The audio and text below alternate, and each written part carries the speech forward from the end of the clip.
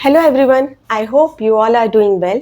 So in the last lecture, we have completed these three topics, and in today's lecture, we are going to cover these two topics, accuracy and precision and significant figures. तो last lecture में हमने measurement से related कुछ बात की थी. इसी measurement से निकलकर इसी से रिलेटेड दो और वर्ड्स होते हैं, एक्यूरेसी एंड प्रेसिशन. एक्यूरेसी और प्रेसिशन लोगों को लगता है कि दोनों ही सेम वर्ड्स है, मतलब कि सिनोनिम है, इनमें कोई भी अंतर नहीं है, पर एक्चुअल में ऐसा नहीं है और बहुत लोगों को इनके बीच का जो एक्चुअल डिफरेंस है वो नहीं समझ में आता. तो ये टॉपिक हमेशा ही कंफ्यूजन वाला रहा है. तो आज लेकिन आप ये वीडियो जब देख लेंगे तो आपके मन से इससे रिलेटेड सारे कंफ्यूजन दूर हो जाएंगे. तो इनको समझने से पहले हमको दो वर्ड्स और समझने पड़ेंगे, जो कि है true value and another is measured value. जब भी हमको कोई ऑब्जर्वेशन लेने बोला जाता है, फॉर एग्जाम्पल अगर हम बात करें कोई भी फिजिकल क्वांटिटी, लाइक ये पेन है, इसका जो क्रॉस सेक्शन एरिया है, क्रॉस सेक्शनल एरिया का अगर हमको रेडियस मेजर करना है, रेडियस क्या है, एक प्रकार की लेंथ है, फिजिकल क्वांटिटी है, हमको इसकी रेडियस निकालना है, ये हमको टास्क दिया गया है. और इसमें इसकी जो एक्चुअल रेडियस है वो भी हमें पहले से पता है. ये रेडियस दी गई है 0.52 सेंटीमीटर. अब जब हमने इसको मेजर किया, दो बार अगर हम मेजरमेंट ले रहे हैं और पहली बार हमारा मेजरमेंट आता है 0.53 सेंटीमीटर और दूसरी बार अगर हमारा मेजरमेंट आ रहा है 0.55 सेंटीमीटर, तो जो एक्चुअल में जो उसकी रेडियस है वही उसकी क्या होगी, ट्रू वैल्यू होगी. मतलब ट्रू वैल्यू क्या, कि जो एक्चुअल में जो सही मेजरमेंट है, एकदम सटीक जो मेजरमेंट है जिसमें कोई भी एरर नहीं है, वो होती है उसकी ट्रू वैल्यू. और मेजर्ड वैल्यू क्या होती है, जो हमने मेजर किए हैं. तो ये दोनों क्या कहलाएंगी, मेजर्ड वैल्यूज. अब मेजर्ड वैल्यूज हमारी ट्रू वैल्यू के बराबर भी हो सकती हैं, इससे बड़ी भी हो सकती है और इससे छोटी भी हो सकती है, क्योंकि जब हम मेजरमेंट लेते हैं तो कुछ ना कुछ एरर आ जाते हैं, या तो हमारी गलतियों की वजह से हम जो प्रोसेस यूज़ कर रहे हैं वो हमें क्लियर नहीं होती, और या फिर कई बार हमारे इंस्ट्रूमेंट भी गलत होते हैं और थोड़ा बहुत जो मेजरमेंट है वो सही नहीं दे पाते हैं, तो उसमें एरर आ जाते हैं. तो एरर की वजह से हमारी मेजर्ड वैल्यू ट्रू वैल्यू से अलग हो सकती है, और अगर हमारे मेजरमेंट में जीरो एरर है तो वो फिर ट्रू वैल्यू के इक्वल आ जाएगी. ठीक है, तो आपने समझ लिया ट्रू वैल्यू किसको बोलेंगे और मेजर्ड वैल्यू किसको बोलेंगे. अब हम देखते हैं व्हाट इज एक्यूरेसी. एक्यूरेसी को हम हिंदी में बोलते हैं शुद्धता, और इसका एक और वर्ड है हिंदी के लिए, सटीकता. ठीक है, शुद्धता या सटीकता. एक एक करके ये पॉइंट से समझेंगे.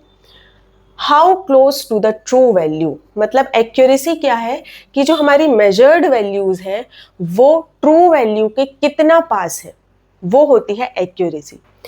यहां पर हमने एग्जाम्पल में देखा कि हमने दो मेजर्ड वैल्यूज ली, दो बार हमने ऑब्जर्वेशन लिया और अलग अलग वैल्यूज आई. अब इसमें कौन सी वैल्यू हमारी ट्रू वैल्यू के ज्यादा क्लोज लग रही, ज्यादा पास लग रही है, ये है ना. 0.52 के ज़्यादा पास 0.53 है और 0.55 थोड़ा सा दूर है, तो ज़्यादा एक्यूरेट वैल्यू कौन सी हो गई हमारी, ऊपर वाली. ये दोनों में से ऊपर वाली फर्स्ट वैल्यू जो है वो ज़्यादा एक्यूरेट है, या फर्स्ट ऑब्जर्वेशन ज़्यादा एक्यूरेट है. तो एक्यूरेसी का मतलब है कि हमारी मेजर्ड वैल्यू ट्रू वैल्यू के कितना पास है, जितनी ज़्यादा पास है उतनी ज़्यादा एक्यूरेसी है. और यहीं से हमको ये भी समझ में आता है, अब अगर हमारी जो मेजर्ड वैल्यू है वो ट्रू वैल्यू के ज़्यादा पास जाएगी, इसका क्या मतलब है कि हम मेजरमेंट कैसा ले रहे हैं, करेक्ट मेजरमेंट ले रहे हैं, हमारे मेजरमेंट में कोई गलती नहीं है. तो जितनी ज़्यादा एक्यूरेसी होगी उतना ही ज़्यादा हमारा आंसर कैसा होगा, करेक्ट होगा. तो जो एक्यूरेसी है वो डिग्री ऑफ करेक्टनेस को भी बताता है, जितनी ज़्यादा एक्यूरेसी उतनी ज़्यादा करेक्टनेस. अब ये थर्ड पॉइंट और आप देख लीजिए, accuracy is inversely proportional to error. Error का मतलब होता है त्रुटि, जो भी गलतियां हमसे हो रही हैं उसके इनवर्सली प्रोपोर्शनल है एक्यूरेसी. कैसे समझ सकते हैं, अगर हमारे इंस्ट्रूमेंट में या हमसे ही गलतियां ज़्यादा हो रही हैं, एरर ज़्यादा आ रहा है, तो क्या हमारा जो आंसर है या जो मेजर्ड वैल्यू है वो ट्रू वैल्यू के पास आएगी? नहीं आएगी। अगर गलती ज़्यादा हो रही है तो ट्रू वैल्यू से दूर हमारा मेजरमेंट आएगा। जैसे कि अगर हम एक और मेजरमेंट लें, वो कुछ ऐसा आ गया। अब आप ये 3 मेजरमेंट देखिए, इसमें एरर बहुत ज़्यादा है। इस एरर का कारण कुछ भी हो सकता है, लेकिन एरर तो ज़्यादा बहुत इसमें है, तो इसकी एक्यूरेसी क्या हो गई? कम। इसकी एक्यूरेसी है इन तीनों में सबसे ज़्यादा, तो इसका एरर कैसा है? कम है, क्योंकि एक्यूरेट ज़्यादा है। और ये क्योंकि इससे बहुत दूर आ रहा है तो एरर बहुत ज़्यादा हुआ। एरर क्या होता है? ट्रू वैल्यू और मेजर्ड वैल्यू के बीच में जो डिफरेंस होता है। अब हम जितनी ज़्यादा गलती करते जाएंगे, हम ट्रू वैल्यू के दूर जाते जाएंगे और एक्यूरेसी हमारी कम होती जाएगी। तो ये भी समझ में आ गया, एक्यूरेसी ज़्यादा मतलब एरर कम, और एरर ज़्यादा मतलब कि एक्यूरेसी कम। अब हम आते हैं प्रेसिशन में। प्रेसिशन का मतलब होता है हिंदी में परिशुद्धता। एक्यूरेसी इज शुद्धता एंड प्रेसिशन इज परिशुद्धता। परिशुद्धता को समझते हैं कि क्या है। फर्स्ट पॉइंट है how close the measured values are, और ये क्या लिखा है? टू वन एनदर, मतलब जितनी भी मेजर्ड वैल्यू है, जितने भी हम ऑब्जर्वेशन ले रहे हैं और मेजरमेंट ले रहे हैं, वो सारे जो हमारे मेजरमेंट आए हैं वो आपस में कितने क्लोज है। इसका ट्रू वैल्यू से कोई भी लेना देना नहीं है। आपने जो मेजरमेंट लिए हैं वो आपस में कितने क्लोज हैं, ये होता है प्रेसिशन। ठीक है, जैसे यहां पर आप देखिए, अगर हम यहां पर इसी एग्जाम्पल को थोड़ा सा मॉडिफाई करें, ट्रू वैल्यू अभी भी हमारी 0.52 सेंटीमीटर ही है, लेकिन अब हमने 2 स्टूडेंट्स को बुला लिया है। ठीक है, student A and student B. हमने दोनों को बोला कि आप 3-3 बार रीडिंग्स लें और रेडियस बताएं कि रेडियस क्या आ रहा है। तो जो स्टूडेंट ए था उसकी रीडिंग्स आई हैं कुछ इस टाइप से। ठीक है, ये उसकी रीडिंग है, और जो स्टूडेंट बी है इसकी रीडिंग आ रही है इस टाइप से, 3.05 सेंटीमीटर, 3.2 सेंटीमीटर, 3.3 सेंटीमीटर। ठीक है, अब आप देखिए, जब आप स्टूडेंट ए की बात कर रहे हैं तो इसने कितनी मेजर्ड वैल्यूज है? इसके पास 3 वैल्यूज है, इसने 3 वैल्यू निकाला है, और आपस में ये तीनों ही वैल्यू काफी पास में लग रही है, 0.5, 0.51 और 0.49। बहुत ही पास पास है तीनों मेजर्ड वैल्यू, मतलब कि इसका जो मेजरमेंट है वो हम बोल सकते हैं कैसा है? प्रिसाइज है, परिशुद्ध है, क्योंकि इसकी मेजर्ड वैल्यू आपस में बहुत ही पास है। लेकिन अब आप यहाँ पे देखो, अच्छा यहाँ पर भी तो इसकी मेजर्ड वैल्यूज पास पास ही हैं, 3.05, 3.2 एंड 3.3। इसकी भी तीनों वैल्यूज कैसी हैं? पास पास ही हैं। तो ये भी कैसा है? प्रेसाइज मेजरमेंट है, मतलब कि ए भी प्रेसाइज है और बी भी प्रेसाइज है। पर अब आप देखिए, अब अगर हमको बोला जाए इसकी एक्यूरेसी भी चेक करो, ए की भी और बी की भी, तो अब हम ए की एक्यूरेसी चेक करने के लिए, हमें तो पता है कि एक्यूरेसी के लिए हमको देखना है कि वो ट्रू वैल्यू से कितना दूर है। तो यहाँ ट्रू वैल्यू 0.52 है, पर और इसकी जो मेजर्ड वैल्यू है वो भी इसके आसपास ही है, ये भी 0.52 के पास है, ये भी और ये भी। तो ये एक्यूरेट वैल्यूज भी है, एक्यूरेसी भी इसमें है, 100% एक्यूरेट तो नहीं, बट एक्यूरेसी ज़्यादा है इन मेजरमेंट की। और इन तीनों में से भी जो सबसे ज़्यादा एक्यूरेट मेजरमेंट है वो होगा ये। अब अगर हम बी की बात करें तो स्टूडेंट बी से कुछ ना कुछ प्रॉब्लम हो रही होगी मेजरमेंट लेने में, इसीलिए इसकी जो वैल्यूज है वो ट्रू वैल्यू से बहुत ज़्यादा दूर आ रही हैं। ये तो 1 सेंटीमीटर भी नहीं है, और इसका आंसर तो 3 सेंटीमीटर समथिंग कुछ आ रहा है ना। तो इसकी जो ये सारी वैल्यूज हैं या मेजरमेंट है वो ट्रू वैल्यूज से काफ़ी दूर है, इसीलिए क्या ये एक्यूरेट मेजरमेंट है? क्या इसके मेजरमेंट में एक्यूरेसी है? नहीं है। तो यहाँ हमने ये देखा कि स्टूडेंट ए के मेजरमेंट में प्रेसिशन भी था और एक्यूरेसी भी इसमें अच्छी है, लेकिन स्टूडेंट बी में इसके जो मेजरमेंट है वो प्रेसाइज तो हैं बट एक्यूरेट नहीं है। तो वही कहने का मतलब है कि ट्रू वैल्यू से कोई लेना देना नहीं है, ट्रू वैल्यू से तो ये बहुत दूर है, पर ये जो मेजर्ड वैल्यू है वो आपस में बहुत पास है और इसी को हम बोलते हैं प्रेसिशन। सेकेंड है रिपीटेबिलिटी ऑफ मेजरमेंट। जितने ज़्यादा आपके मेजरमेंट रिपीट होंगे, जब आप मेजरमेंट ले रहे हैं, बार बार ऑब्जर्व कर रहे हैं, और अगर आपके जो मेजरमेंट है वो बार बार अगर रिपीट हो रहे हैं, पहली बार 2 सेंटीमीटर आया, दूसरी बार भी 2 सेंटीमीटर आया, तीसरी बार भी 2 आया, या 2.05 आ गया, तो वही कहीं अगर रिपीट हो रहे हैं मेजरमेंट, तो उस यही होती है प्रेसिशन। मतलब रिपीटेबिलिटी ज़्यादा है तो प्रेसिशन भी ज़्यादा है। और रिपीटेबिलिटी अगर नहीं है, जैसे अगर एक और कोई सी स्टूडेंट, थर्ड स्टूडेंट को हम बोला, स्टूडेंट सी को, इससे हमने बोला कि चलो अब आप मेजर करो। अब ये मेजर कर रहा है, तो पहले तो इसका आंसर आया 0.51 सेंटीमीटर, फिर अचानक से कुछ ना कुछ इससे गलती हो गई, इसका आंसर आ गया, इसकी जो रेडियस है वो आ गई 2.05 और फिर आ गई 5.20 सेंटीमीटर। अब ये जो बच्चा है, इसकी जो 3 रीडिंग्स आई हैं, क्या ये आपस में कहीं भी पास पास है? नहीं। ये तो 0.5 अचानक से 2 सेंटीमीटर पहुंच गया और अगली रीडिंग और ज़्यादा बढ़कर 5 सेंटीमीटर के समथिंग पहुंच गई। तो इसके जो मेजरमेंट है वो दूर दूर स्कैटर्ड है, बिखरे हुए हैं, है ना। तो बिखरे हुए हैं, इसीलिए ये कैसे नहीं है, प्रेसाइज मेजरमेंट नहीं कहलाएंगे। इन मेजरमेंट में प्रेसिशन नहीं है, परिशुद्धता नहीं है। तो दोनों चीज समझ में आ गई कि एक्यूरेसी और प्रेसिशन क्या है। इसके आगे आप देखिए, अब यहाँ पे ये देखो रिपीट भी नहीं हो रहे थे और काफी दूर दूर आ रहे हैं, हम ये भी नहीं बोल सकते कि पास में है, तो रिपीटेबिलिटी नहीं है, इसीलिए इसमें प्रेसिशन भी नहीं है। अब range is inversely proportional to precision, इसको समझते हैं फिर इसको हम समझेंगे। Range is inversely proportional to precision. Range क्या होता है? मैथ्स में आपने पढ़ा होगा, रेंज क्या होती है, जितने भी हमारे ऑब्जर्वेशन आए हैं उसमें जो सबसे बड़ी ऑब्जर्वेशन है उससे जब सबसे छोटी वाली ऑब्जर्वेशन को माइनस करते हैं, सब्ट्रैक्ट करते हैं, तो हमें अपने सारे ऑब्जर्वेशन की एक रेंज मिलती है।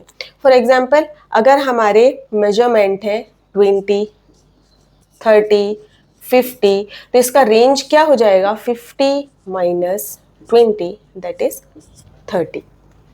तो अगर रेंज कम है तो प्रेसिशन कैसा होगा, ज्यादा। सीधी सी बात है, रेंज कम है मतलब हमारी जितने भी ऑब्जर्वेशन है वो पास पास आए हैं, बहुत बिखरे हुए नहीं है, तो जो बड़ी वैल्यू है और सबसे छोटी वैल्यू है उसके बीच का जो डिफरेंस है वो भी कैसा होगा, कम होगा। और जब उसके बीच का डिफरेंस कम होगा तो मतलब रेंज कम होगी और प्रेसिशन कैसा होगा, ज्यादा होगा। तो ये समझ में आ गया। अब यहाँ पर देखो लिमिट ऑफ रिजोल्यूशन, ये क्या होता है? जब भी हम कोई मेजरमेंट ले रहे हैं तो उस मेजरमेंट से कितनी ज़्यादा डीप इंफॉर्मेशन मिल रही है, ये भी प्रेसिशन ही है। फॉर एग्जाम्पल, अगर हमने एक बच्चे को बोला कि अभी टाइम क्या हो रहा है, टाइम बताओ, ठीक है, टाइम क्या हो रहा है, 2 बच्चों को हमने बुलाया, बोला आप देखो, घड़ी देखो और बताओ टाइम क्या हो रहा है। अब एक बच्चे ने बोला 5:10 हो रहे हैं, और वही दूसरा बच्चा बोलता है, दूसरे बच्चे के पास एक दूसरा इंस्ट्रूमेंट है, दूसरी टाइप की घड़ी है, उसने बोला नहीं 5:10 और 45 सेकेंड्स हो रहे हैं, ठीक है। तो इंफॉर्मेशन ज्यादा किससे मिली, उस सेकंड वाले बच्चे से, तो उसका जो मेजरमेंट है वो कैसा है, ज्यादा प्रिसाइज है। अगर हम ये लेंथ वाले से समझे, रेडियस वाले से समझे, और एक बच्चा रेडियस हमको मेजर करके बताता है 0.52 सेंटीमीटर, वहीं दूसरा बच्चा बोलता है 0.523 सेंटीमीटर, तो ज्यादा प्रिसाइज कौन है, ये। आपने देखा होगा मैथ्स में, आपने पढ़े होंगे मैग्निफिकेशन ऑफ नंबर लाइन, है ना। मैथ्स में हमने मैग्निफिकेशन ऑफ नंबर लाइन पढ़ा होगा कभी। जैसे अगर नंबर लाइन में ये 1 है और ये 2 है, अब हम जब इसको और मैग्नीफाई करते हैं तो हमें पता चलता है 1.1 भी है, 1.2 भी है, ऐसे पूरा जाकर फिर 2 बनता है 1.9 के बाद। अब जब हम इसको फिर से मैग्नीफाई करेंगे, 1.1 और 1.2 को भी मैग्नीफाई करेंगे, तो इसके अंदर भी हमको बहुत सारे पार्ट्स मिलेंगे, है ना। तो इसको बोलते हैं लिमिट ऑफ रिजोल्यूशन, कि आपका जो इंस्ट्रूमेंट है वो कितना ज़्यादा रिजॉल्व कर पा रहा है उस मेजरमेंट को। जितना ज़्यादा रिजॉल्व कर पाएगा उतनी ज़्यादा डीप इंफॉर्मेशन मिलेगी और उतनी ही ज़्यादा हमारे मेजरमेंट में प्रेसिशन होगी। लास्ट देखते हैं, it also depends on least count. Least count क्या होता है? कोई भी इंस्ट्रूमेंट का लीस्ट काउंट होता है कि वो सबसे छोटी वैल्यू कितनी मेजर कर पा रहा है, ठीक है, वो होता है उसका लीस्ट काउंट। जैसे अगर हम अपनी मीटर स्केल, ये जो नॉर्मल हमारे पास स्केल होती है ना, उस स्केल की अगर हम बात करें तो उसमें जो सेंटीमीटर लिखे रहता है 1 2 3 4, इनके बीच में भी सेक्शंस होते हैं। पहला सेक्शन होता है 1.1 का, फिर होता है 1.2 का, है ना। तो हम सबसे छोटी जो वैल्यू है वो क्या नाप पा रहे हैं इस स्केल से? 1 मिलीमीटर।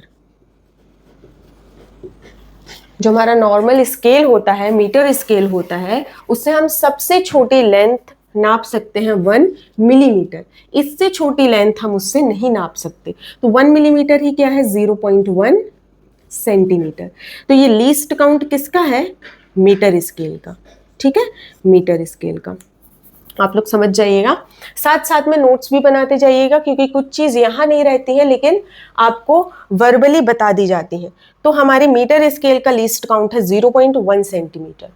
लेकिन एक और इंस्ट्रूमेंट होता है वर्नियर कैलिपर्स। वर्नियर कैलिपर्स से जब हम इसको नापेंगे तो वर्नियर कैलिपर्स का जो लीस्ट काउंट होता है वो होता है 0.01 सेंटीमीटर। और अगर हम स्क्रू गेज की बात करें तो ये होता है 0.001 सेंटीमीटर। मतलब ज़्यादा छोटी से छोटी लेंथ कौन नाप पा रहा है? सबसे लास्ट वाला स्क्रू गेज। मतलब ये सबसे डीप इंफॉर्मेशन हमको देगा। भले इसका लीस्ट काउंट कैसा है? छोटा है, लेकिन इसकी प्रेसिशन क्या होगी? हाई। अब इसका जो लीस्ट काउंट है वो ज़्यादा है, तो इसका प्रेसिशन क्या होगा? लो। इससे हम ये भी बोल सकते हैं कि least count is inversely proportional to precision. Least count is inversely proportional to precision. अगर लीस्ट काउंट छोटा है तो प्रेसिशन बड़ा होगा, ज्यादा होगा। अगर लीस्ट काउंट ज्यादा है तो प्रेसिशन कम होगा। समझ में आ गया? तो ये था accuracy and precision. Next section में हम एक और एग्जाम्पल लेते हैं, उसके बाद हम पढ़ेंगे सिग्निफिकेंट फिगर्स।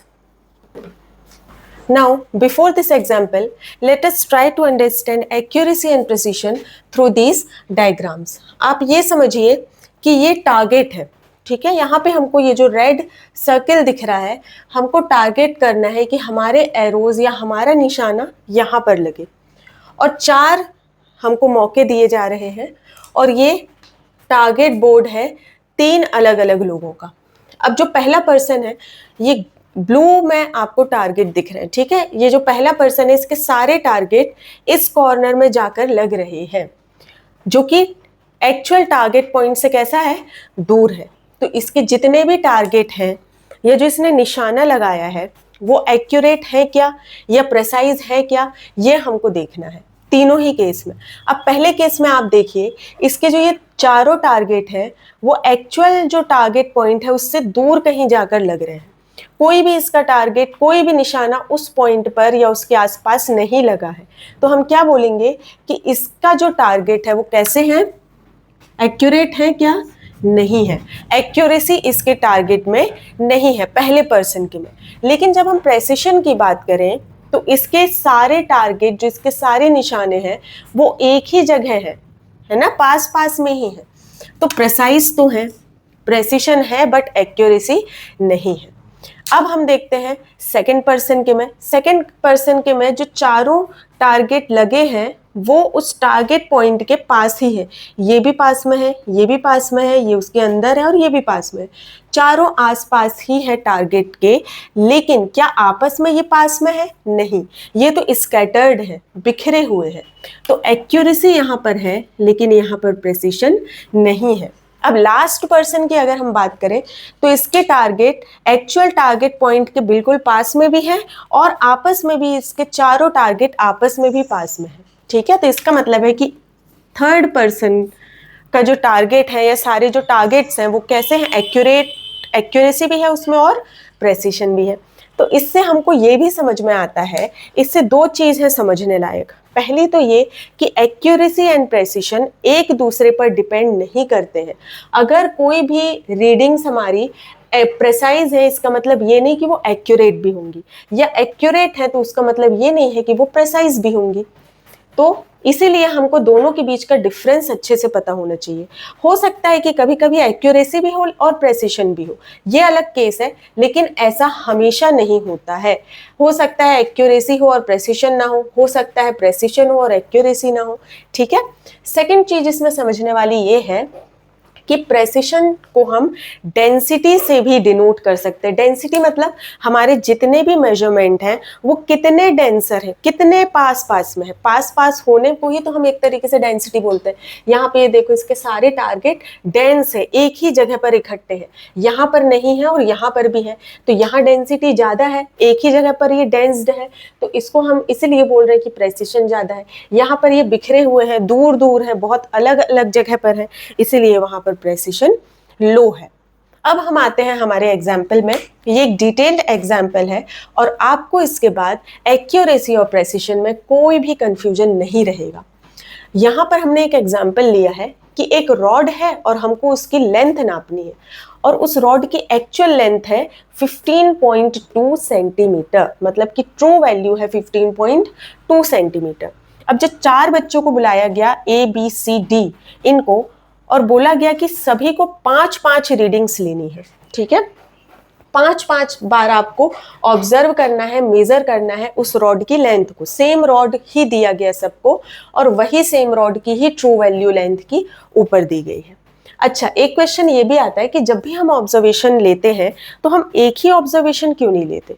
अगर हमको इतने सारे ऑब्जर्वेशन लेने की क्या जरूरत है, हम एक ही ले लेते 10.1 और हम उसी को मान लेते सही।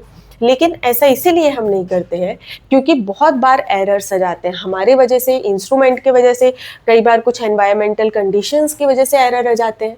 इसीलिए अगर हम एक से ज़्यादा वैल्यूज ले लेते हैं, एक से ज़्यादा ऑब्जर्वेशन ले लेते हैं और फिर हम उसका एवरेज निकाल कर हम मानते हैं कि ये हमने नापा है, तो अगर इससे होता क्या है कि बीच में कोई ऐसी रीडिंग्स हो जिसमें एरर आ गई हो, 1-2 रीडिंग में ज़्यादा एरर आ गई हो, तो वो एवरेज में एडजस्ट हो जाता है। ठीक है, तो इसलिए हम ज़्यादा रीडिंग्स लेने की कोशिश करते हैं, और जो जितनी ज़्यादा रीडिंग लेगा उसका जो आंसर है, जो एवरेज है लास्ट में आएगा, वो ज़्यादा एक्यूरेट आएगा। जो जितनी ज़्यादा ऑब्जर्वेशन लेगा उतना ही ज़्यादा वो एक्यूरेट आंसर ला पाएगा। ठीक है, तो अब यहाँ पर देखिए, 4 बच्चे आए और ये चारों ने उस रॉड की लेंथ नापी। ए ने जब लेंथ नापी तो ये 5 वैल्यू आई, बी की वैल्यूज ये हैं, सी की मेजर्ड वैल्यूज ये हैं और डी की मेजर्ड वैल्यूज ये हैं। अब हम सारे एक एक करके सारे जो स्टूडेंट्स हैं उनकी वैल्यूज देखते हैं और उनके मेजरमेंट पर चर्चा करेंगे।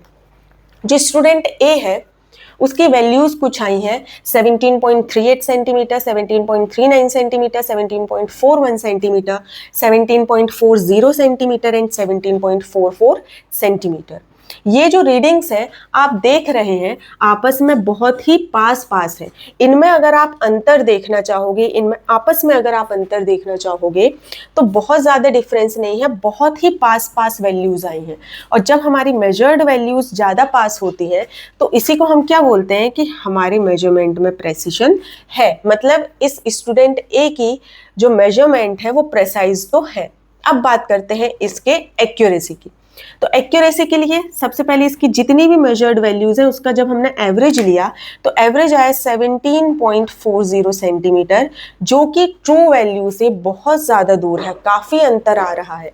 इतना एरर अगर आएगा तो हम इसको यूज़ नहीं कर सकते जनरली, तो ये इसको हम क्या बोलेंगे, इसके मेजरमेंट में एक्यूरेसी नहीं है बट प्रेसिशन है। अगर हम स्टूडेंट बी की बात करें तो इसके मेजरमेंट जो हमको दिख रहे हैं वो कुछ इस तरीके से हैं।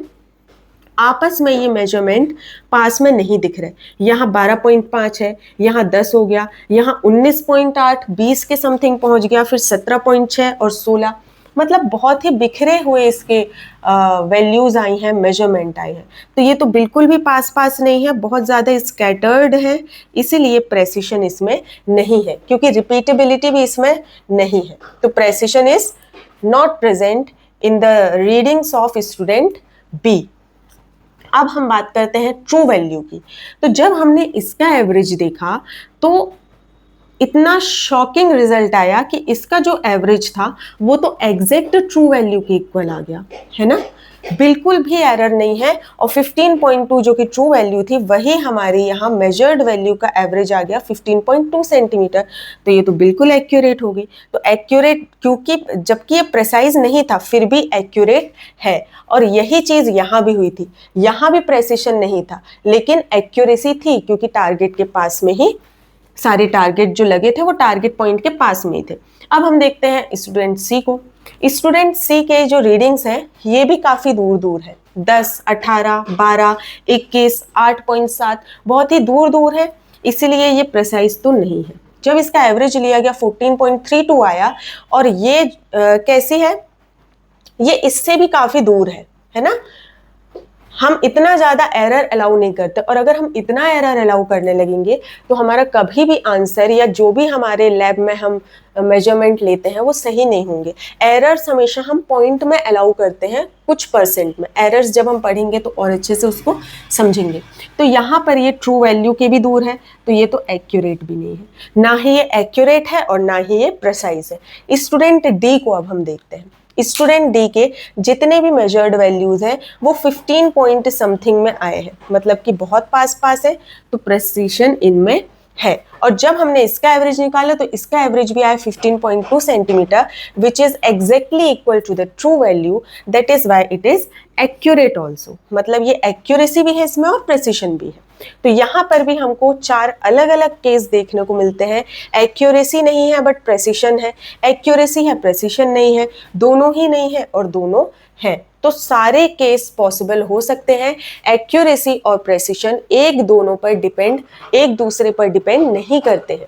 इसलिए जिनको लगता है कि एक्यूरेसी और प्रेसिशन में कोई भी अंतर नहीं है तो उनसे गलती ये हो जाती है कि अगर क्वेश्चन में एक्यूरेसी पूछी जाती है तो वो प्रेसिशन के हिसाब से आंसर दे देते हैं, और अगर प्रेसिशन पूछा जाता है तो वो एक्यूरेसी के हिसाब से आंसर दे देते हैं और गलत हो जाता है।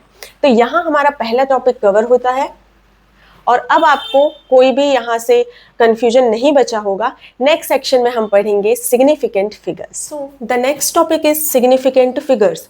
हिंदी में हम बोलते हैं सार्थक अंक।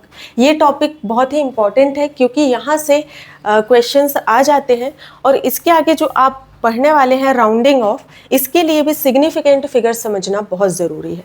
तो देखते हैं सिग्निफिकेंट फिगर्स हैं क्या। Digits in a number that carry meaningful, reliable information includes all digits known with certainty and one estimated uncertain digit at the end। मतलब कि किसी भी नंबर में वो सारे डिजिट जो कुछ मीनिंग कैरी कर रहे हैं, जो हमको कुछ ना कुछ इंफॉर्मेशन प्रोवाइड कर रहे हैं। कैसी इंफॉर्मेशन? रिलायबल इंफॉर्मेशन प्रोवाइड कर रहे हैं। ऐसे डिजिट को हम बोलते हैं सिग्निफिकेंट फिगर। अब इन सिग्निफिकेंट फिगर में कौन कौन सी डिजिट आती हैं?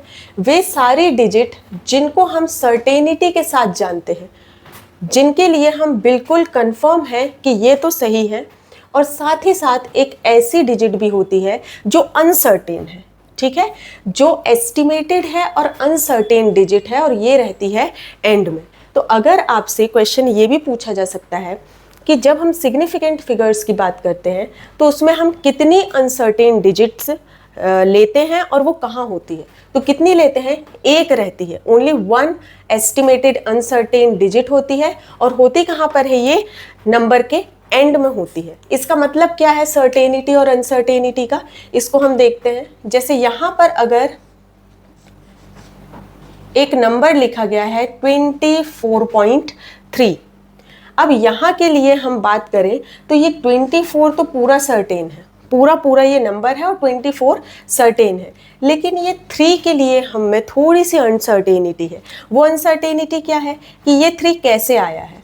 हो सकता है कि ये नंबर पहले रहा हो 24.32 तो ये राउंड ऑफ करके बन गया हो 24.3, और हो सकता है कि ये नंबर रहा हो 24.34, हो सकता है ये रहा हो 24.35, 24.33, हो सकता है रहा हो 24.31, तो ये सारे का ही तो राउंड ऑफ यही हो रहा है। तो ये 3 कैसे आया है, बस हमको ये यहाँ पर क्लियर नहीं हो रहा है। और ये भी हो सकता है कि 24.29 रहा हो, 24.28 रहा हो, तो राउंड ऑफ करके जब हम इसको लिखते हैं तो इसको हमने 3 लिख दिया हो, और इनको राउंड ऑफ करके भी हम 3 लिखते हैं। तो ये कहने का मतलब ये है कि ये 3 के लिए हम कंफर्म नहीं है, 3 के लिए सर्टेनिटी नहीं है कि ये 3 आया कहाँ से है। इसके आने के इतने सारे और इसके अलावा और भी कई पॉसिबिलिटीज़ हैं, इसलिए 24 तो सर्टेन है और एक लास्ट में अनसर्टेन डिजिट है। तो ये सारी क्या है, सिग्निफिकेंट फिगर है। तो इसमें कितने सिग्निफिकेंट फिगर्स हो गए, 3। एक और एग्जाम्पल अगर हम लें, एक और नंबर हम लेते हैं 11.43। अब ये जो नंबर है इसमें हम देखते हैं कि 11.4 तो सर्टेन है, ये सर्टेन है, बट अगेन ये 3, या पहले भी हमने 3 लिया था तो इसको आप कुछ और भी ले सकते हैं, आप इसको 4 ले लीजिए, ठीक है, कुछ भी हो सकता है। अब ये 4 फिर कंफ्यूजन क्रिएट कर रहा है, ये 4 आया कैसे है, हो सकता है इसके आगे 2 भी रहा हो तो ये बनकर राउंड ऑफ में यही बन गया, 3 रहा हो तो भी राउंड ऑफ में 1 में भी यही बना होगा, या इस 4 की जगह लास्ट में ये जो 4 है इसकी जगह 3 9 रहा हो, 3 8 रहा हो, 3 7 3 6, ये सब अगर रहे होंगे तो ये भी राउंड ऑफ होके और 4 बनते हैं। तो ये लास्ट का 4 जो डिजिट है वो कैसे आया है, यहाँ पर भी ये अनसर्टेन है। तो ये 3 तो हो गए आपके सर्टेन डिजिट, और ये लास्ट वाले जो अनसर्टेन है ये चारों ही कैसे हैं, सिग्निफिकेंट फिगर्स हैं। तो यहाँ पर कितने सिग्निफिकेंट फिगर, कितने सार्थक अंक हो गए, 4। तो अब आपको ये समझ में आ रहा होगा कि सिग्निफिकेंट फिगर में सारे वो डिजिट होते हैं जो सर्टेनिटी के साथ आ रहे हैं, और एक एस्टिमेटेड अनसर्टेन डिजिट होता है जो कि एंड में होता है, ठीक है। अब सिग्निफिकेंट फिगर्स के सार्थक अंक के कुछ रूल्स होते हैं कि हम किन डिजिट को नंबर में, किसी नंबर पे कौन कौन सी डिजिट सिग्निफिकेंट है, कौन सी डिजिट नॉन सिग्निफिकेंट है, ये पता करने के लिए ये सारे रूल्स हैं। 1 बाय 1 हम इनको देखते हैं। पहला रूल है all non zero digits are significant. जितने भी नॉन ज़ीरो डिजिट्स हैं, मतलब ज़ीरो के अलावा कोई भी डिजिट हो, वो सब सिग्निफिकेंट होते हैं। जितने भी नॉन जीरो डिजिट हैं, जो ज़ीरो नहीं है, ज़ीरो के अलावा जो भी डिजिट हैं वो सब कैसे होते हैं, सिग्निफिकेंट। चाहे वो कहीं भी आए, चाहे वो डेसिमल के पहले आए, चाहे वो डेसिमल के बाद आए, अगर वो नॉन ज़ीरो है तो कैसे होंगे, सिग्निफिकेंट। यहाँ पर कुछ नंबर्स लिखे हैं, जैसे ये है 3114, ये सारे ही नॉन ज़ीरो हैं, तो ये सारे ही कैसे हो गए, सिग्निफिकेंट फिगर्स हो गए, सिग्निफिकेंट डिजिट हो गए। तो टोटल कितने हो गए, 4। यहाँ पर भी आप देखिए 21.23, ये जो 23 है वो डेसिमल के बाद में है और 21 है पहले है, लेकिन इससे कोई फ़र्क नहीं पड़ता क्योंकि अगर नॉन ज़ीरो हैं तो वो सब कैसे होंगे, सिग्निफिकेंट। तो इसमें भी होगा 4, इसमें कितने हैं, 2, और इसमें कितने हैं, 3, ठीक है। ये था पहला रूल। दूसरा रूल है all zeros between 2 non zero digits are significant. अब हम बात करते हैं ज़ीरो की, कि अगर नंबर में ज़ीरो आ रहे हैं, अगर नंबर में शून्य आ रहा है और वो शून्य किसी 2 नॉन ज़ीरो डिजिट के बीच में है, तो वो ज़ीरो भी कैसा होगा, सिग्निफिकेंट होगा। और इन ज़ीरोज़ को हम क्या बोलते हैं, ट्रैप्ड ज़ीरोज़। ट्रैप्ड मतलब फंसे हुए। ऐसे ज़ीरोज़ जो 2 नॉन ज़ीरो डिजिट के बीच में आ रहे हैं, फंसे हुए हैं, वो सारे ट्रैप्ड ज़ीरोज़ कैसे होंगे, सिग्निफिकेंट होंगे। For example 24.031। अब यहाँ पर 24, ये तो दोनों सिग्निफिकेंट है, नॉन ज़ीरो हैं, ये दोनों भी सिग्निफिकेंट है, और ये जो ज़ीरो है ये 4 और 3 के बीच में है, मतलब कि के बीच में है, इसीलिए ये भी कैसा होगा, सिग्निफिकेंट होगा। तो यहाँ कितने सिग्निफिकेंट डिजिट हो गए, 5। और ऐसे ही यहाँ भी 3 नॉन ज़ीरो है, 1 भी नॉन ज़ीरो है, तो ये दोनों तो सिग्निफिकेंट है ही, और ये जो बीच के 2 ज़ीरोज़ हैं ये 2 नॉन ज़ीरोज़ के बीच में है, इसलिए ये भी कैसे है, सिग्निफिकेंट। तो यहाँ भी सिग्निफिकेंट फिगर कितने हो गए, 4 हो गए। अगला रूल है trailing zeros are significant only when they come after decimal. Trailing zeros क्या है? ऐसे ज़ीरो जो बाद में आ रहे हैं, आखिरी के ज़ीरोज़ जो हैं वो होते हैं ट्रेलिंग ज़ीरोज़। तो जो ट्रेलिंग ज़ीरोज़ हैं ये सिग्निफिकेंट हमेशा नहीं होंगे, इसके लिए कंडीशन है। ये कब सिग्निफिकेंट होंगे? सिर्फ तब जब ये डेसिमल के बाद आते हैं। मतलब जो ट्रेलिंग ज़ीरोज़ हैं, जो नंबर के आखिरी में आ रहे ज़ीरोज़ हैं, वो सिर्फ तब ही सिग्निफिकेंट होंगे when they come after decimal. If they come before decimal then they are not significant. For example यहाँ पर है 2.40, तो ये जो ज़ीरो है ये ट्रेलिंग है, लास्ट में आ रहा है, और ये डेसिमल के बाद भी है। तो यहाँ सिग्निफिकेंट फिगर कितने हो गए? 3। यहाँ पर देखो 17, 1 और 7 तो सिग्निफिकेंट है ही, और ये दोनों जो ट्रेलिंग ज़ीरोज़ हैं ये किसके बाद आए हैं? डेसिमल के बाद आए हैं। तो ये दोनों ट्रेलिंग ज़ीरोज़ भी कैसे हो गए? सिग्निफिकेंट। तो टोटल हो गए 4। अब यहाँ आप अच्छे से देखो, यहाँ पर भी ये 2 ज़ीरो कैसे हैं? ट्रेलिंग ही है, बाद में ही आ रहे हैं, लास्ट में आ रहे हैं, लेकिन ये दोनों सिग्निफिकेंट नहीं है। क्यों नहीं है? क्योंकि ये डेसिमल के बाद नहीं आ रहे हैं। ये तो क्या लिखा है? 1400 लिखा है, डेसिमल कहीं है ही नहीं, है ना? तो ये डेसिमल के बाद नहीं आ रहे हैं, इसीलिए इसमें सिर्फ 2 सिग्निफिकेंट फिगर्स हैं। ये वाला रूल ध्यान देने वाला है कि ट्रेलिंग ज़ीरोज़ तभी सिग्निफिकेंट होंगे जब वो डेसिमल के बाद आ रहे हैं, जैसे कि ये दोनों एग्जाम्पल में। इसमें डेसिमल के बाद नहीं है, इसीलिए सिर्फ 2 सिग्निफिकेंट फिगर्स हैं। ठीक है, नेक्स्ट रूल है leading zeros are never significant. Leading zeros मतलब जो सबसे पहले आ रहे हैं ज़ीरो। अब जो लीडिंग ज़ीरोज़ हैं, जो सबसे पहले आते हैं, नंबर में जो पहले आते हैं, ऐसे ज़ीरो कभी भी सिग्निफिकेंट नहीं होंगे। इसके लिए जो लीडिंग ज़ीरोज़ हैं इनके लिए कोई कंडीशन नहीं है, चाहे वो डेसिमल के बाद आए या डेसिमल के पहले आए। अगर वो लीडिंग ज़ीरोज़ हैं, शुरुआत में आ रहे हैं, तो वो हमेशा नॉन सिग्निफिकेंट होंगे, कभी भी सिग्निफिकेंट नहीं होंगे। जैसे ट्रेलिंग में तो कंडीशन थी कि अगर वो डेसिमल के बाद आ रहे हैं तो सिग्निफिकेंट है, और डेसिमल के बाद नहीं आ रहे हैं तो सिग्निफिकेंट नहीं है। लेकिन लीडिंग ज़ीरोज़ में ऐसी कोई कंडीशन नहीं है। Leading zeros are never significant, कभी भी सिग्निफिकेंट नहीं होंगे। एग्जाम्पल देखिए, यहाँ पर 0.7040, ये वाला जो ज़ीरो है ये कैसा है? ये तो ट्रेलिंग ज़ीरो है जो बाद में आ रहा है, और ये जो ट्रेलिंग ज़ीरो है ये डेसिमल के बाद भी है, तो ये तो सिग्निफिकेंट है।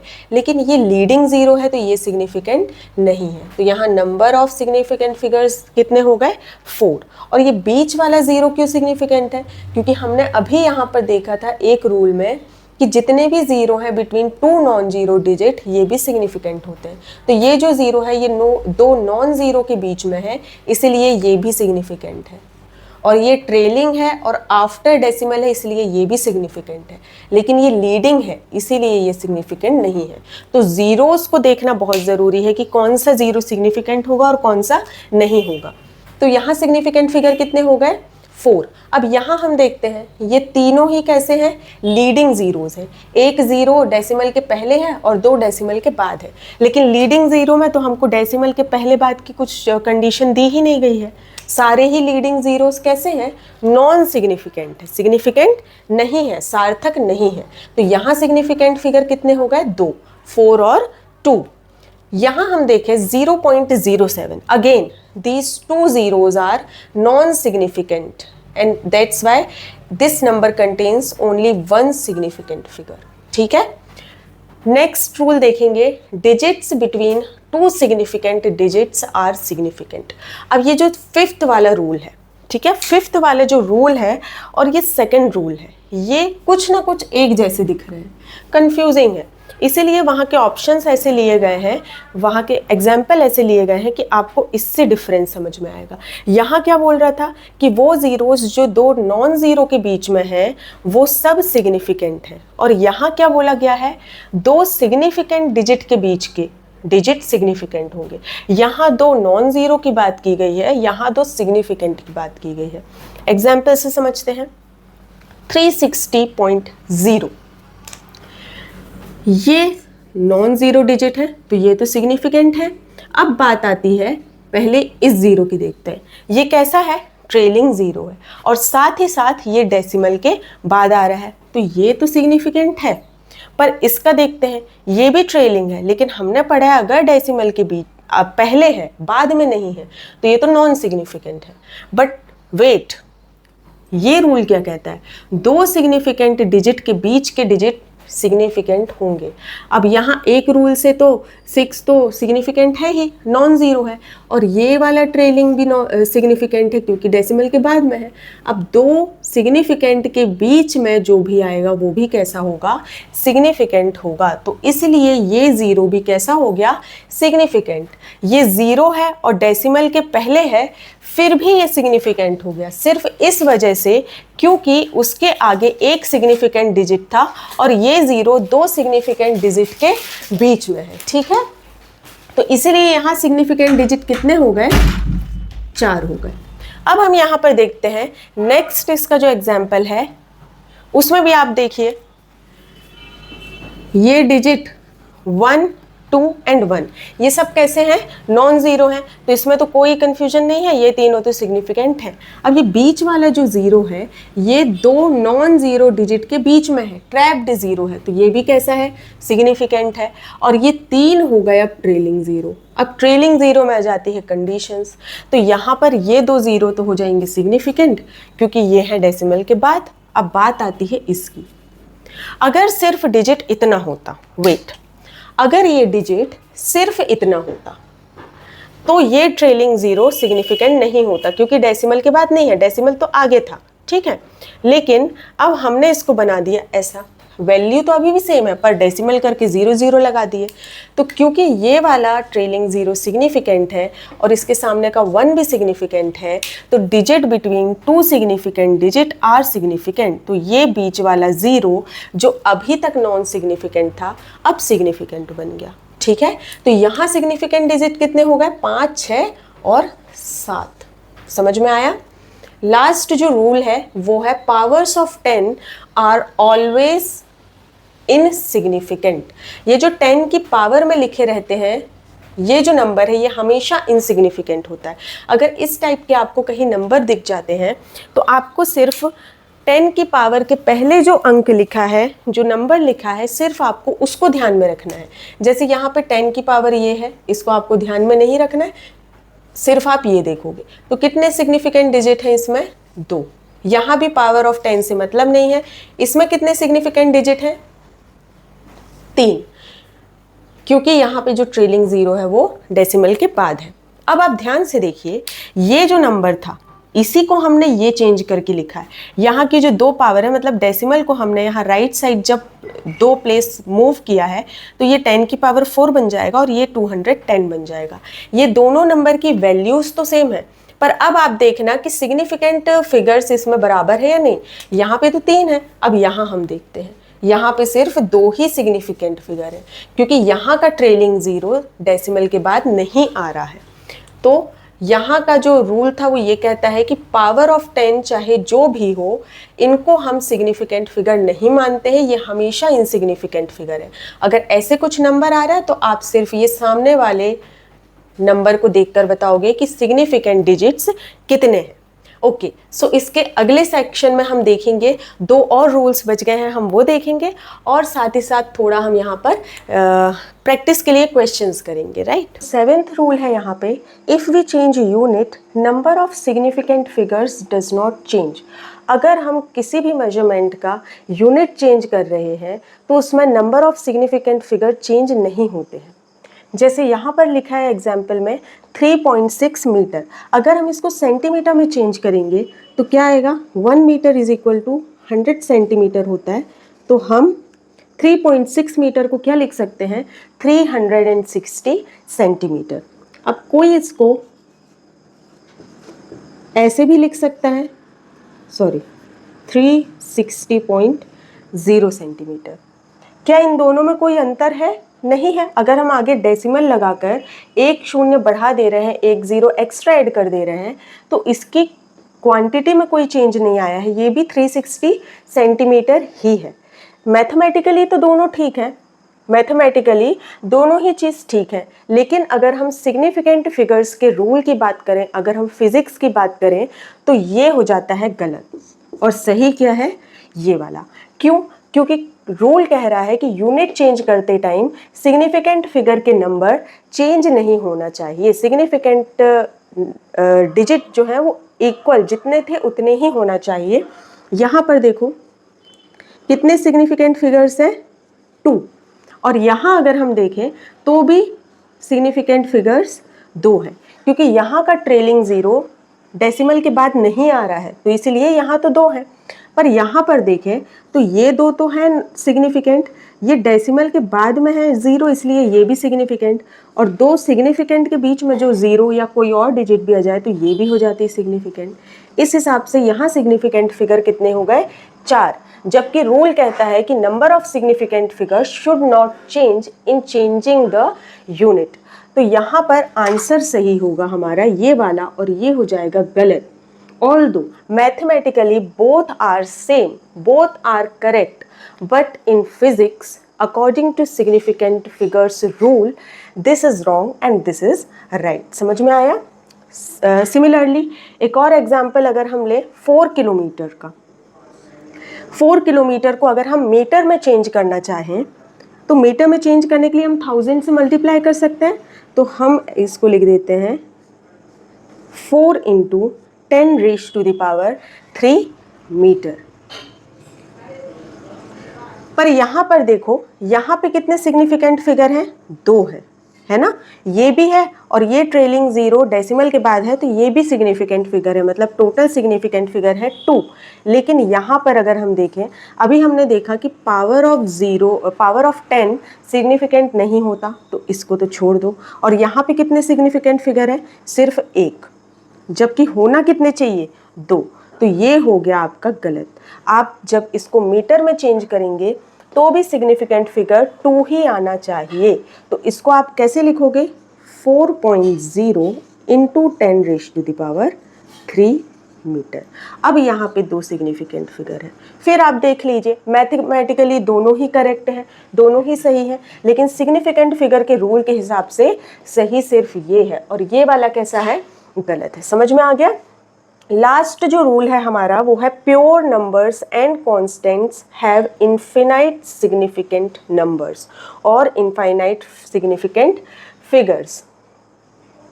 यहाँ सिग्निफिकेंट नंबर की जगह अगर हम सिग्निफिकेंट फिगर्स लिख दें या डिजिट्स लिख दें तो ज़्यादा अच्छा लगेगा, ठीक है। वेट,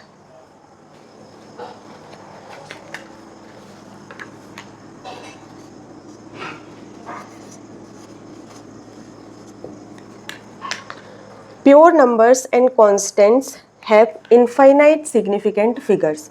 जितने भी प्योर नंबर्स होते हैं या कॉन्स्टेंट्स होते हैं जो पॉपुलर कॉन्स्टेंट हैं, उन सभी में नंबर ऑफ सिग्निफिकेंट फिगर अगर आपसे पूछा जाता है क्वेश्चन में तो आपको आंसर लगाना है इनफाइनाइट। अब प्योर नंबर क्या होते हैं, जैसे अगर आपने कोई फॉर्मूला पढ़ा हो या कोई फॉर्मूला हो जिसमें कोई नंबर आया हो, ठीक है, तो वो सारे भी प्योर नंबर होते हैं। फॉर एग्जाम्पल, अगर एक स्क्वायर है, ठीक है, एक स्क्वायर है जिसका साइड है a, तो इसका पेरीमीटर क्या होगा, 4a, पेरीमीटर क्या हो जाएगा 4a। और अगर आपसे बोला जाए कि एक क्यूब है उसके साइड भी क्या है a, और बोला जाए टोटल सरफेस एरिया आपको निकालना है, तो total surface area of cube क्या होता है 6a स्क्वायर। तो फॉर्मूले में क्या आता है 6a स्क्वायर। तो इनमें जो ये नंबर आ रहे हैं, जो ये डिजिट आ रहे हैं 4 और 6, इनमें infinite number of significant figures है। क्यों? क्योंकि ये कोई मेजरमेंट नहीं है, ये 4 और 6 कोई मेजरमेंट नहीं शो कर रहा है, बल्कि ये तो फॉर्मूले का ही पार्ट है। So pure numbers have infinite significant figures, ये आपको याद रखना है। और इसके अलावा जो अदर कांस्टेंट्स होते हैं, बहुत सारे कांस्टेंट्स हमने पढ़े हुए हैं, आगे भी हम पढ़ेंगे। गैस कांस्टेंट होता है, यूनिवर्सल ग्रेविटेशनल कांस्टेंट होता है, एवोगैड्रो नंबर होता है। इन सभी में नंबर ऑफ सिग्निफिकेंट फिगर कितने होते हैं, इनफाइनाइट होते हैं। तो ये सारे रूल्स थे सिग्निफिकेंट फिगर्स को लेकर। पूरे हमने 8 रूल्स देखे हैं और अब हम ईजिली बता सकते हैं कि किस नंबर में कितने सिग्निफिकेंट फिगर्स हैं। और इसके लिए हमने प्रैक्टिस के लिए यहाँ कुछ क्वेश्चंस लिखे हुए हैं, तो अब हम यहाँ पर देखेंगे 1 बाय 1 कि कितने सिग्निफिकेंट फिगर्स यहाँ पर है। पहला क्वेश्चन है 313, यहाँ सभी नॉन ज़ीरो हैं, कोई ज़ीरो वाली डिजिट है ही नहीं, डेसिमल नहीं है और सभी नॉन ज़ीरो हैं, तो सिग्निफिकेंट फिगर कितने आ गए? 3 आ गए। अब इसमें यहाँ पर देखो नॉन ज़ीरो तो ये सब सिग्निफिकेंट है और ये ट्रेलिंग ज़ीरो डेसिमल के बाद आ रहा है तो ये भी सिग्निफिकेंट है। तो टोटल क्या हो गए? 4 सिग्निफिकेंट फिगर। यहाँ पर आप देखिए ये जो नॉन ज़ीरो है 3, 1 एंड 3, ये तीनों तो सिग्निफिकेंट हैं ही, और ये दो हैं या नहीं? क्या यहाँ कहीं डेसिमल है? नहीं है।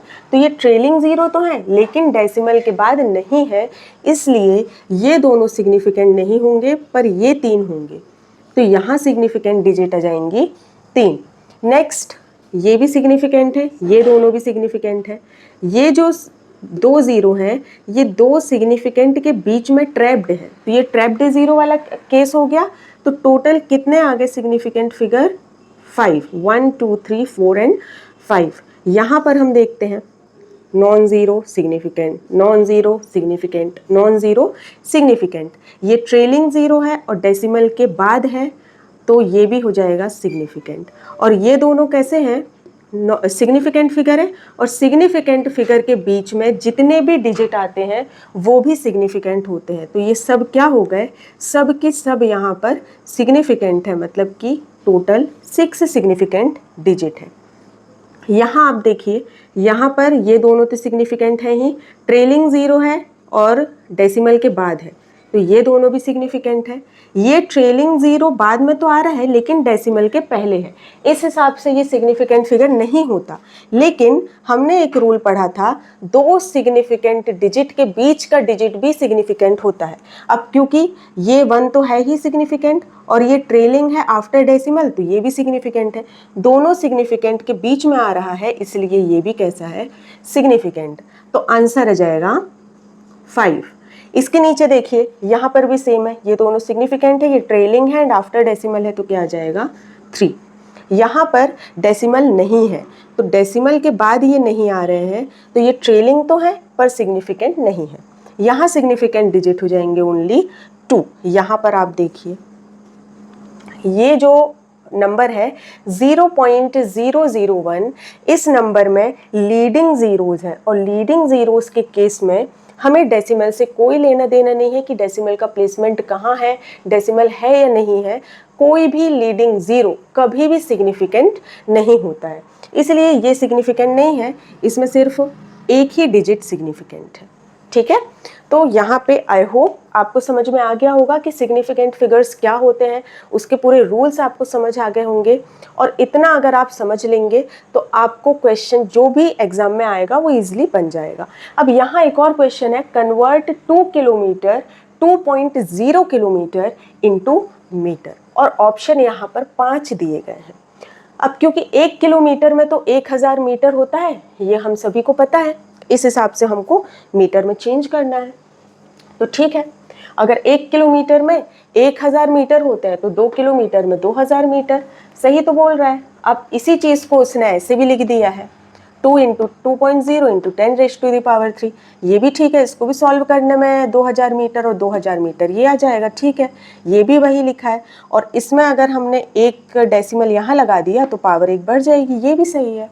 और एक ऑप्शन हमको दिया भी है ऑल। तो कोई अगर सिग्निफिकेंट फिगर के बारे में नहीं जानता है तो वो डेफिनेटली आंसर ऑल लगाकर आएगा, और इसीलिए ऑल जानबूझकर ऑप्शन में दिया गया है कि बच्चे यहाँ पर एस्पिरेंट यहाँ पर कंफ्यूज हो जाएं और उन्हें लगे कि सब तो सही है, इसका मतलब भी यही है, इसको सॉल्व करेंगे तो भी यही आएगा, इसको सॉल्व करेंगे यही आएगा, सब एक ही है, ऑल ही वो लगा देते। लेकिन ऑल क्या है? गलत है, क्योंकि हम यहाँ मैथ्स नहीं, हम यहाँ फिजिक्स पढ़ रहे हैं और फिजिक्स में सिग्निफिकेंट फिगर कहता है कि अगर आप यूनिट को चेंज कर रहे हैं तो number of significant figure will not change. तो पहले तो यहाँ देखो सिग्निफिकेंट फिगर कितने हैं? 2 है, तो आपके आंसर में भी सिग्निफिकेंट फिगर कितने होने चाहिए? 2 होने चाहिए। अब आप चेक करिए यहाँ सिग्निफिकेंट फिगर कितना है? 1 ही है, क्योंकि ट्रेलिंग 0 है पर डेसिमल के बाद नहीं है।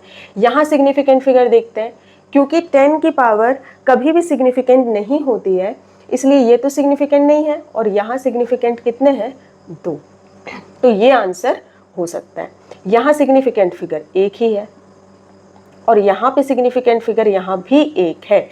क्यों? क्योंकि यहाँ का जो ये लीडिंग ज़ीरो है ये नॉन सिग्निफिकेंट है। तो इस हिसाब से आपका सही आंसर क्या होगा? Option number B. ऐसे ही क्वेश्चंस आते हैं और ऐसा ही ऑप्शन एक दे दिया जाता है कि हम ज़्यादा सोचे नहीं और हाँ सभी तो एक ही है तो हमने और लगा दिया। मैक्सिमम लोग यहाँ गलती करते हैं। ठीक है, तो ये था आपका सिग्निफिकेंट फिगर्स के रूल और उससे रिलेटेड कुछ अच्छे क्वेश्चंस।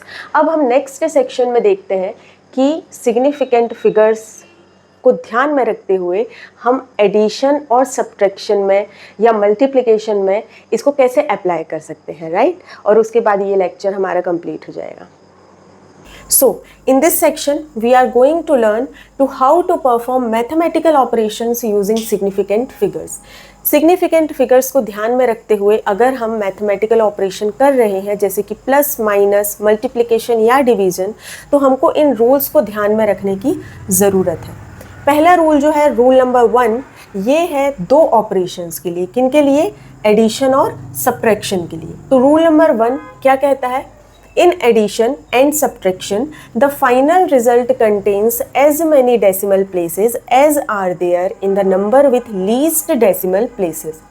एडिशन और सब्ट्रैक्शन जब हम करते हैं तो हमें ये ध्यान में रखना है कि जो हम फाइनल आंसर लिखने वाले हैं उसमें डेसिमल के बाद कितने प्लेस तक नंबर होगी, डिजिट होंगे। डेसिमल के बाद कितनी डिजिट होंगी? जितनी लीस्ट डेसिमल प्लेसेस वाला नंबर होगा उतनी। समझते हैं यहाँ एग्जाम्पल से। जैसे यहाँ पर अगर एक क्वेश्चन दिया है 2.4, 6.11, 7.213 को हमें ऐड करना है, तो ये प्लेसमेंट तो सही है क्योंकि जब हमें ऐड या सब्ट्रैक्शन करना होता है, एडिशन या सब्ट्रैक्शन, तो डेसिमल के नीचे डेसिमल आना चाहिए, तो ये तो ठीक है। अब हम देखते हैं कि डेसिमल के बाद यहाँ कितने प्लेस तक है वैल्यू? 1। यहाँ डेसिमल के बाद कितने डिजिट हैं? 2। और यहाँ कितने हैं? 3।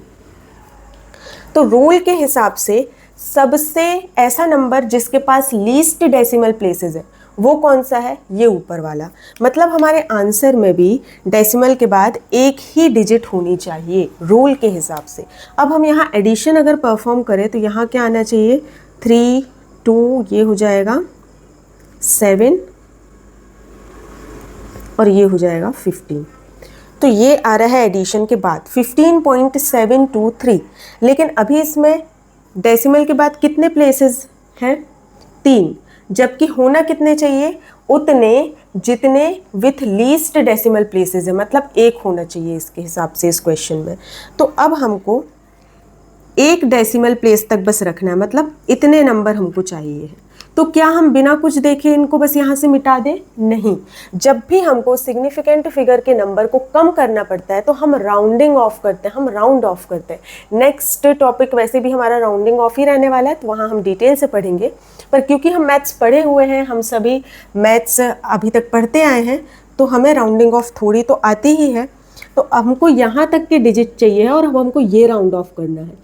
तो क्योंकि आगे वाला ये डिजिट 5 से छोटा है तो ये बढ़ेगा नहीं बढ़ेगा, तो इसका आंसर क्या आ जाएगा? 15.7। ये आपका आंसर आ गया। और रूल के हिसाब से ये सही भी है क्योंकि लीस्ट डेसिमल प्लेसेस इसमें थी जो कि 1 है और हमारे आंसर में भी इसलिए 1 है।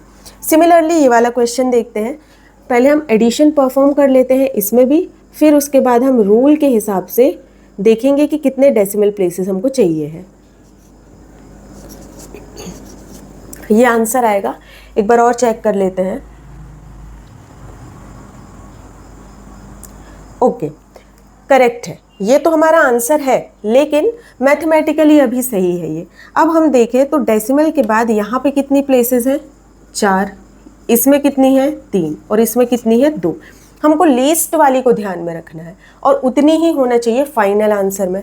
तो ये हमारा अभी फाइनल आंसर नहीं है क्योंकि इसमें तो अभी 4 नंबर्स है, 4 डिजिट हैं डेसिमल के बाद। हमको इसको 2 बनाना है तो हमको इतना आंसर चाहिए है। तो अब हम फिर राउंड ऑफ करेंगे क्योंकि आगे यहाँ 2 है, again it is smaller than 5, तो ये राउंड ऑफ होके क्या हो जाएगा? 33.78। तो आंसर हो गया हमारा 33.78। 8। एक हम सब्ट्रैक्शन का भी क्वेश्चन देख लेते हैं। यहाँ पर भी डेसिमल यहाँ है और यहाँ 4 के बाद कुछ नहीं है, तो हम समझ सकते हैं कि 0 है। तो यहाँ पे जब हम सब्ट्रैक्शन करेंगे तो सब्ट्रैक्शन के बाद आप देखिए आंसर इसका आ जाएगा कुछ ऐसा। लेकिन डेसिमल के बाद लीस्ट प्लेसेस किस में है? इसमें है। कितनी है? 3 है, क्योंकि इसमें तो 4 है, तो हमको यहाँ भी कितने चाहिए हैं? 3 चाहिए। तो अब हमको यहाँ तक का राउंड ऑफ करना है, 3 प्लेसेस हमको यहाँ चाहिए है।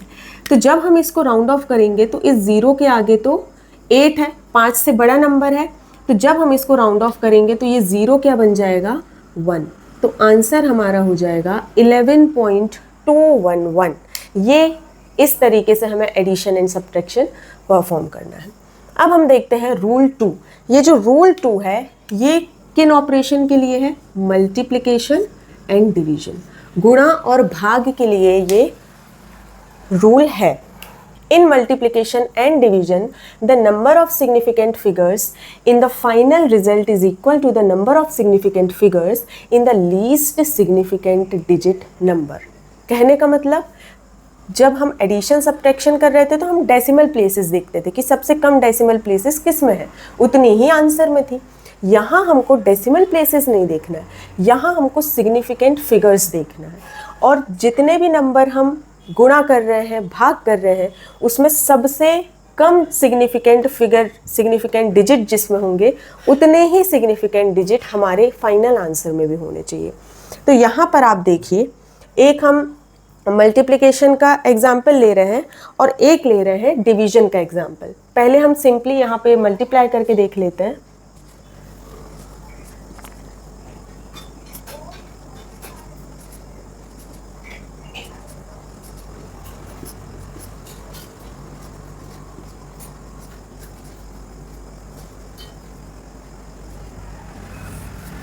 तो ये हमारे यहाँ पे ऐड करने पर आ जाएगा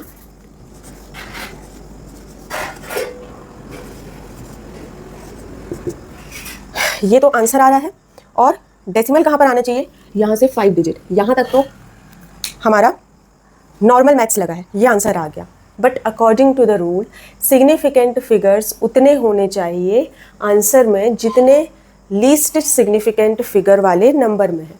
सिग्निफिकेंट फिगर्स की बात करें तो इसमें कितने हैं? 5। और इसमें कितने सिग्निफिकेंट फिगर्स हैं? 3 सिग्निफिकेंट फिगर्स हैं। So according to the rule हमारे आंसर में भी कितने सिग्निफिकेंट फिगर्स होने चाहिए? बताइए सभी। 3 सिग्निफिकेंट फिगर्स होने चाहिए, मतलब हमको यहाँ तक चाहिए है। तो अब हम फिर से राउंड ऑफ करेंगे। आगे क्या है? 9 है, मोर देन 5 है, तो ये एक ऐड हो जाएगा, 8 में एक बढ़ जाएगा। तो आंसर हमारा फाइनल क्या आ जाएगा? 29.9। अब इसमें आप देखिए, इसमें भी 3 सिग्निफिकेंट फिगर है जो कि लीस्ट सिग्निफिकेंट फिगर वाली डिजिट के इक्वल है। तो हमारा सही आंसर होगा 29.9। अब यहाँ पर एक और लास्ट हम एग्जाम्पल देख लेते हैं जो कि डिवीजन का है। डिवीजन का जो एग्जाम्पल है उसमें है 0.70 डिवाइडेड बाय 3.14। जब हम इसको परफॉर्म करेंगे डिवीजन तो इसका आंसर कुछ आता है 0.2229 और आगे भी आता जाता है। ठीक है, अब यहाँ पे फिर से आप देखिए सिग्निफिकेंट फिगर्स, यहाँ कितने हैं? 2 और इसमें कितने हैं? 3। हमें लीस्ट वाला चाहिए, मतलब कि हमको यहाँ पर 2 सिग्निफिकेंट फिगर्स चाहिए हमारे फाइनल आंसर में। तो इसको भी हम 2 सिग्निफिकेंट फिगर तक अगर राउंड ऑफ करेंगे तो 0 तो नहीं है, यहाँ तक हमको चाहिए, है ना। तो जब हम 0.22 को आगे राउंड ऑफ करेंगे तो आगे भी 2 है, लेस देन 5 है, तो आंसर फाइनल आंसर क्या हो जाएगा? 0.22। और इसमें भी सिग्निफिकेंट फिगर्स कितने हैं? 2, जो कि रिक्वायर्ड थे। ओके, तो यहाँ हमारे 2 और टॉपिक कंप्लीट होते हैं ये। So stay tuned for upcoming lectures. और अगर ये वीडियो आपको थोड़ा भी हेल्पफुल लगता है so don't forget to like and subscribe the channel. Thank you.